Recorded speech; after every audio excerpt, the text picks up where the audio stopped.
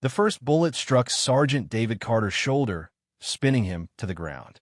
The second one, center mass, stole his breath. Lying on his back in the mud, he barely heard the screams of his squad over the thunderous gunfire. A cold numbness crept through his body, his vision flickering like a dying signal.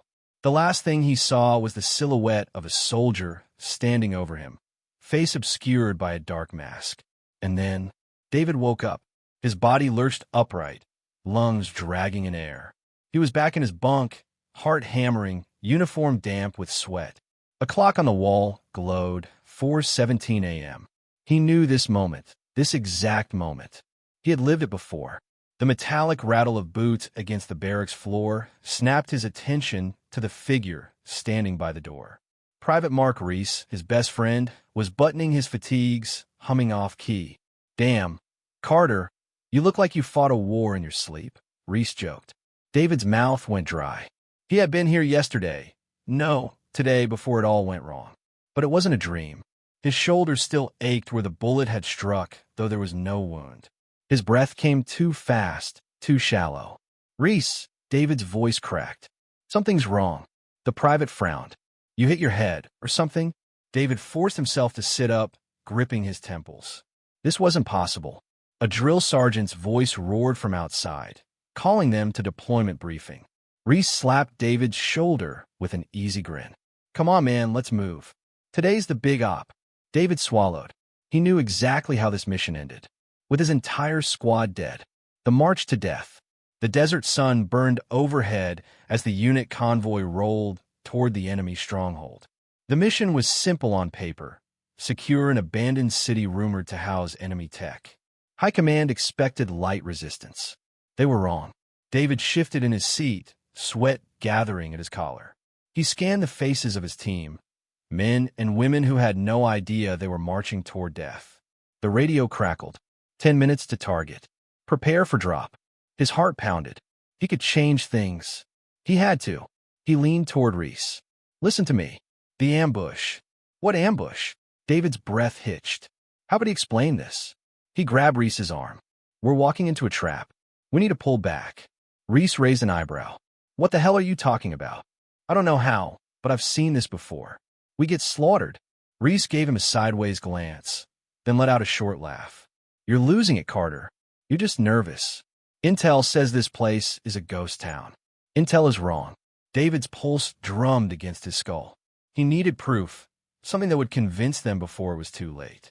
The convoy jerked to a halt. The drop ramp hissed open. It was happening. The first test. The team disembarked, fanning out across the shattered remains of a war-torn city. Sand had swallowed the streets. Broken buildings loomed like hollowed-out corpses, and the silence felt wrong. David's fingers tightened around his rifle. The first time, the enemy had waited until they reached the main square before opening fire. If he turned them around now. "Eyes up," the squad leader, Lieutenant Briggs, barked. "Stay sharp." David had seconds to act. He took a sharp breath and made his choice. "Lieutenant, we have movement on the rooftops." He pointed toward the buildings ahead, where he knew the ambushers were waiting. Briggs stiffened. "Where?" "I don't see." The first gunshot rang out. A round clipped Briggs's helmet, sending him crashing to the ground. A fraction of a second later, the entire world exploded in gunfire. David threw himself behind cover as bullets rained down. Soldiers screamed as they were cut down in the open. Explosions ripped through the air, filling the street with fire and smoke. Even after warning them, it was happening again. David's mind raced. He had to do something different, break the pattern. His eyes locked on a shadowy figure moving on the rooftop. The masked soldier. This was new. David hadn't seen him before. His instincts took over. He sprinted toward the enemy instead of away, dodging between debris. A bullet grazed his arm, but he kept moving. The masked figure turned. For a split second, their eyes met. An instant of recognition, like the soldier had been waiting for him. Then, pain exploded in David's chest. He stumbled, breath hitching. He hit the ground hard. The world blurred. No, not again. The masked figure approached, standing over him just as before. David struggled to keep his eyes open, to memorize every detail of the man's face behind the mask. He needed to remember. He needed to reset. David's eyes snapped open. 4:17 a.m. The same bunk. The same dim glow of the clock. The same faint hum from Private Reese, buttoning his fatigues. David's breath hitched. His hands were trembling. It had happened again. But this time, he had seen something new. And if the loop was changing, then maybe, just maybe, he could break it. The cold sweat hadn't stopped. David Carter sat on his bunk, hands clasped, heart still hammering from the latest reset. Across the room, Private Mark Reese was lacing his boots, humming the same off-key tune as before. It was the third time David had heard it. Each time, he tried something different. Each time, he died anyway. But this last loop had been different. The masked soldier. David had seen his eyes, recognition, not just of an enemy, but of someone who knew him. That was new. That was a clue. And clues meant a way out. The barracks doors swung open, and a voice barked from outside. Deployment in 10. Move it. David pushed himself to his feet. The squad was going to die again today, and unless he figured out why he was reliving this mission, they'd die tomorrow too. A different approach. The desert wind whipped across David's face as the convoy rumbled toward the ruined city. He sat rigid, eyes scanning the horizon, every detail embedding itself in his memory. Lieutenant Briggs rode up front. Reese sat beside him, casually checking his rifle. All of them were dead men walking. David leaned in. Reese. His friend raised an eyebrow. Back to this again? Just listen. The last 2 times we hit this city, we were ambushed at the square. It's not empty. It's an execution zone. Reese's brow furrowed, but this time, David wasn't pleading, he was commanding. We need to flank the approach. If we go in as planned, we're all dead. Reese hesitated. That was new. Usually, he just dismissed David outright. You're serious, Reese murmured. I'm alive, aren't I? David whispered. The private exhaled sharply, then nodded. I'll tell Briggs. As the convoy slowed to a stop, Reese jumped out and jogged toward the lieutenant. David watched as the officer's face shifted from irritation to calculated interest. Briggs had been a soldier long enough to trust instincts over intel. All right, Briggs announced to the squad. New plan. We move in through the east side. The explosion cut him off. A new enemy. The blast ripped through the lead vehicle, flipping it into the air like a toy. A second later, gunfire erupted from the rooftops. David barely had time to register the shock before bullets screamed through the air. He hit the ground, rolling behind cover. No. This wasn't how it happened. They weren't supposed to be attacked this early. The enemy was adapting. Reese ducked beside him, eyes wild. You knew. How the hell did you know? David's stomach churned. If the loop was shifting, it meant someone or something was aware of him changing events. A figure moved along the rooftops. The masked soldier. David's breath hitched. He had to get to him. Reese, cover me. David shouted. Before his friend could argue, David bolted from cover, weaving between gunfire. Bullets ricocheted off crumbling walls as he sprinted toward a stairwell leading up the nearest building. Reaching the top, David raised his rifle and came face to face with the masked soldier. The first answers. For a moment, neither moved. Then the masked figure tilted his head. You're learning. The voice was deep, muffled by the mask, but there was something unsettling about it, like he wasn't surprised David had made it this far. David's grip tightened on his weapon. Who are you? You already know. The stranger lunged. David barely dodged in time, the enemy's blade slicing through the air where his throat had been.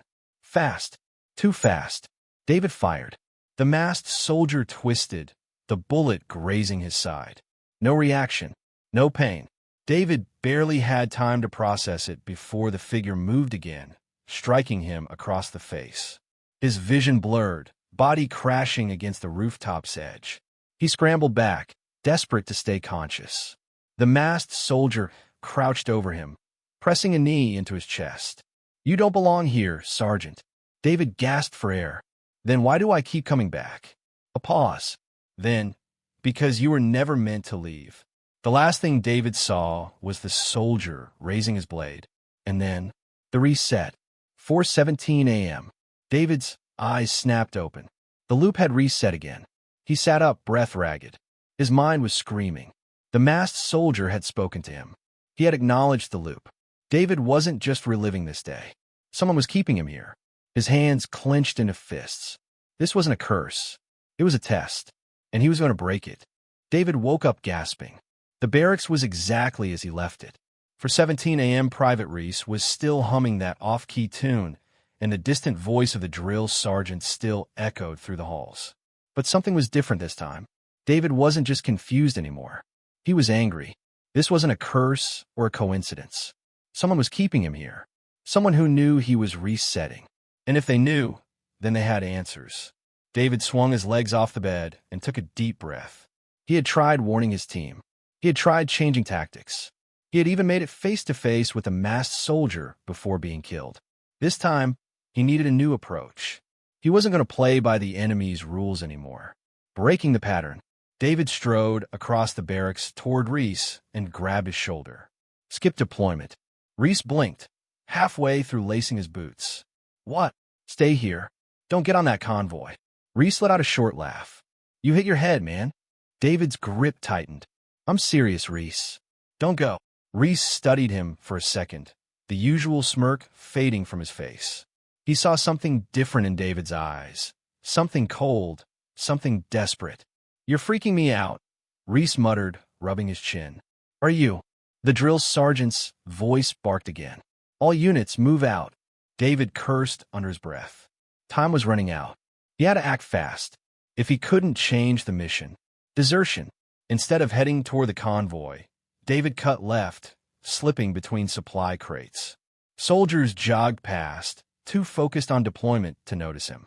The base's perimeter fence loomed ahead. Beyond it, the vast desert stretched endlessly toward the ruined city. That's where he needed to be, not with the squad, but ahead of them. If he could reach the ambush site first, he could find a masked soldier before the loop reset. A plan took shape in his mind. Disrupt the battlefield. Change the conditions. Force a different encounter. His boots crunched against gravel as he reached the fence. With practice speed, he climbed over, dropping onto the other side. No alarms. No shouting. He exhaled in relief and took off running. The preemptive strike. The ruined city loomed ahead, its skeletal buildings jutting into the sky like broken teeth. David crouched low, scanning the rooftops. They should be here soon. The ambush would begin any moment. He moved quickly, weaving between shattered vehicles and collapsed walls. If he was right, the masked soldier wasn't just part of the enemy. He was something else entirely. David reached the main square, where his squad had been gunned down in previous loops. He pressed against a wall, rifle raised. Then movement. A shadow shifted along the rooftop. David's pulse quickened. There you are. Before the figure could react, David fired. Direct hit. The masked soldier stumbled, gripping his shoulder. David didn't hesitate. He sprinted forward, scaling a rusted fire escape in seconds. By the time he reached the top, the masked soldier was on his knees, breathing hard. David aimed his rifle. No resets. No second chances. You talk, or I end this now. The masked soldier let out a breath.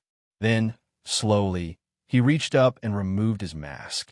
David's world tilted. He was looking at his own face. The truth revealed. David staggered back, gun shaking in his grip. It was him. Older. Scarred. Eyes filled with something David couldn't quite name. Pity, maybe. You weren't supposed to make it this far, the older David said. His voice was rougher, worn by time. You were supposed to die with them. David clenched his jaw. What the hell is this? The older version of himself sighed, standing up slowly. A loop. A test. A prison. You're the one keeping me here? Older David shook his head.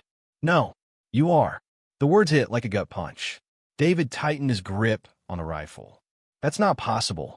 You think time travel is clean? Then it's simple. Older David took a step forward. You died, Sergeant, and you weren't supposed to come back. But someone pulled you out of time. And now, every time you fight to survive, you reinforce the loop. You're the reason it keeps resetting. David's hands trembled. Then how do I stop it? Older David studied him for a long moment. Then he said, "You don't." David barely had time to react before his older self raised a pistol and fired. Darkness swallowed him. The reset. 4:17 a.m. David jolted awake, breath ragged. His fingers clenched the bed sheets, heart hammering. It was him. The masked soldier was him. He wasn't fighting an enemy. He was fighting himself. The pieces were starting to come together, but one thing was still missing. Why? Why was he stuck in this loop? Who had pulled him out of time? And most importantly, how'd he break free? David exhaled sharply. One thing was certain. Next time, he wasn't running. He was going to get answers. No more hesitation. No more running. David sat on his bunk, staring at his trembling hands. The barracks felt smaller, the walls pressing in.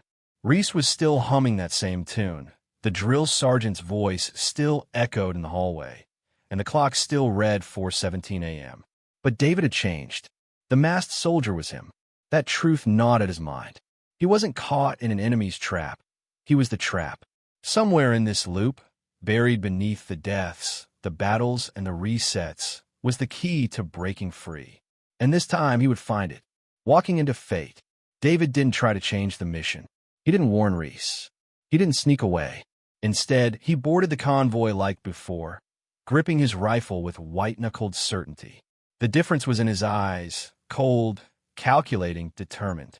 He was no longer playing the role of a confused soldier scrambling to survive. He was hunting himself. The desert stretched out ahead, the ruined city drawing closer. David closed his eyes, picturing the battlefield in his mind. The masked soldier, his future self, had always been waiting for him, which meant he wasn't the one setting the trap. Someone else was, and they were watching. The unknown hand. The explosion ripped through the lead vehicle on cue. Gunfire erupted. Chaos swallowed the squad. But this time, David wasn't caught off guard. As bullets flew, he broke away from his unit, ducking through the battlefield, making a direct path for the rooftops. The masked soldier, his future self, would be waiting. David scaled a fire escape, heart pounding. The higher he climbed, the clearer the truth became. The resets, the ambush, the loop, they weren't his fault. Someone had pulled him into this, but not to kill him, to test him. And the only way to break free was to win. The final confrontation. He reached the rooftop, rifle raised. The masked soldier was already there. This time, there were no wasted movements. No warnings. David fired. His future self dodged, rolling across the gravel. David adjusted, anticipating his movement. He knew himself. He knew how he fought. The masked soldier lunged, blade flashing. David ducked, countering with the butt of his rifle. The impact sent the masked figure staggering. David pressed his advantage. A swift kick sent his older self crashing into the rooftop's edge. For the first time, the masked soldier looked surprised. "You're learning faster than I did," his future self admitted, breathing hard. "Who did this to me?" David demanded, rifle steady. The masked soldier hesitated. Then, slowly he smirked. "They'll tell you soon enough." Before David could react, his older self stepped backward and let himself fall. David lunged forward, reaching too late. The body hit the ground below. The loop didn't reset. David's pulse roared in his ears. He looked down at the lifeless form below. His own face. His own body. Dead. For the first time since this nightmare began, time moved forward. The Watchers. A low hum filled the air. A sound David had never heard before. He turned, instinctively raising his weapon. A figure stood at the other end of the rooftop. Not an enemy. Not a soldier. Something else. The figure was shrouded in dark, futuristic armor, smooth and seamless like liquid metal. Their face was obscured by a reflective visor, warping the city lights into a distorted glow. David tensed. "Who are you?" The figure tilted their head slightly. Then, in a voice that wasn't human, they said, "You passed." David's heart slammed against his ribs. "Pass what?" "The test." The figure stepped forward, and as they did, reality shimmered.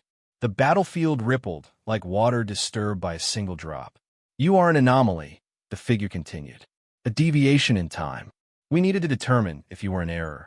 Their visor reflected David's own face back at him. For a weapon, David's grip tightened on his rifle, and the figure extended a hand. "Come with us, Sergeant Carter. Your war isn't over." David exhaled slowly. The loop was broken, but something far bigger had just begun. Without another word, he took the figure's hand, and the world vanished.